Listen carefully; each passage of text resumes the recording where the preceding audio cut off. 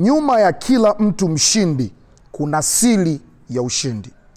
Nyuma ya kila mtu anayepata matokeo, kila mtu mwenye uendelevu, kila mtu ambaye anapiga hatua kwenye maisha, kuna siri ya ushindi.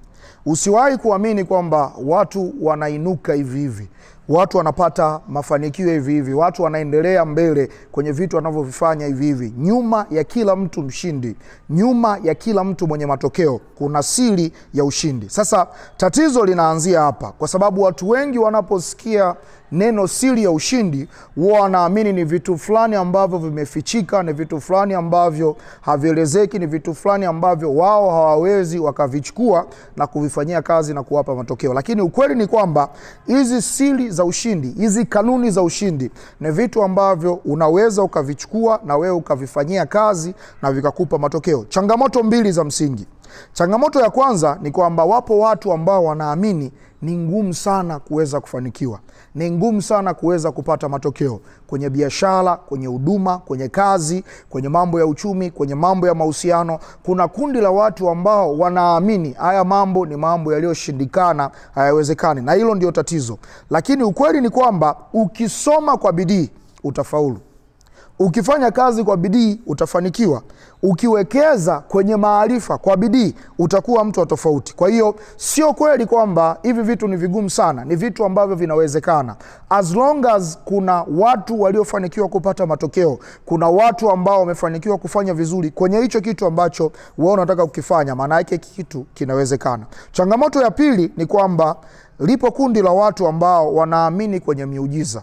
Wanatafuta kanuni, lakini wanaamini kwamba itatokea in an overnight, kwamba nijue leo siri asubuhi, jioni niwe nimeshapata yale matokeo. Nijue Jumatatu, itakapofika Ijumaa niwe nimebadilisha kabisa mfumo mzima wa maisha yangu. Ni kitu ambacho hakiwezekani. Sasa naomba nikuonyeshe kanuni 5 za msingi ambazo nina uhakika zitakupa mwongozo wa kujua nini cha kufanya kwenye kitu ambacho unakifanya. Inawezekana wewe ni mfanyabiashara, wewe labda ni umeajiriwa, wewe ni mtu ambaye una miradi ya kiuchumi, labda wewe uko kwenye huduma, au labda tu ni mtu ambaye unajitafuta. Hizi kanuni 5 zitakusaidia kuweza kukuongoza na kujua nini cha kufanya kwenye hiyo moment ambayo upo kwenye maisha yako.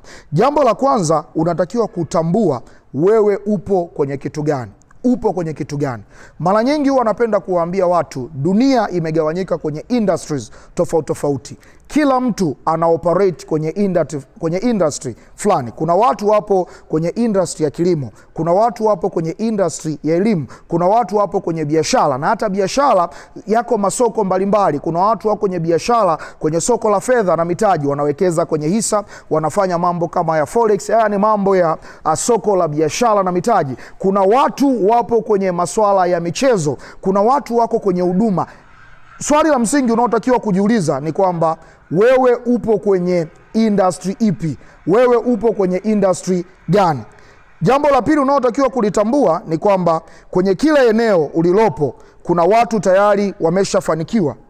Kuna watu tayari wameshafanikiwa kupata matokeo. Kuna watu tayari wameshafanikiwa kupiga hatua. Kwa hiyo unapogundua kwamba kuna watu wamefanikiwa kupata matokeo, kwanza hiyo ni nzuri, inakupa uhakika kwamba hiki kitu kinawezekana. Niliwahi kusoma kitabu kimoja, jina nimelisahau, ila nafikiri alimquote Aliko Dangote. Alisema kama biashara unayoifanya tayari kuna watu wamefanikiwa kupata mafanikio, hicho kitu unachokifanya sio kidogo, na hicho kitu kina mafanikio.